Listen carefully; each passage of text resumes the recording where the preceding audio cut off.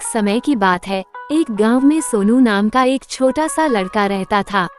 उसे घूमने फिरने का और नई चीजें जानने का बड़ा शौक था। एक दिन जब वह जंगल में घूम रहा था तो उसे एक संतरे का जादुई पेड़ दिखाई देता है। वह पेड़ बाकी पेड़ों से बिल्कुल अलग दिख रहा था।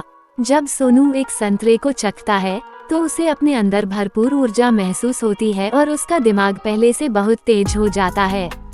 सोनू उस जादुई संतरे का इस्तेमाल अपने खुद के फायदे के लिए करने लगा।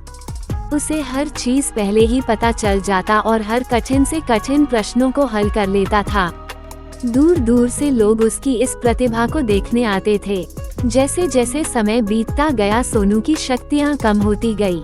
पेड़ पर संतरों की चमक भी कम हो रही थी और धीरे धीरे उनकी भी शक्तियाँ खत्म होने लगी थी।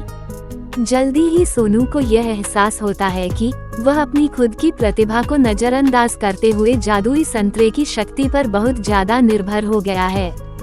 सोनू को अपनी गलतियों का एहसास होता है और वह जादुई संतरे के पेड़ के पास वापस जाता है। वह अपने लालची स्वभाव के लिए माफी मांगता है और वादा करता है कि अपनी काबिलियत का उपयोग वह अच्छे कामों के लिए करेगा। फिर अचानक से पेड़ के बचे हुए संतरों में वापस चमक आ जाती है। उस दिन के बाद से सोनू ये समझ गया कि असली शक्ति हमारे अंदर ही होती है और हम अपनी खुद की कौशल और प्रतिभा का इस्तेमाल करके ही दुनिया में बदलाव और खुशी ला सकते हैं।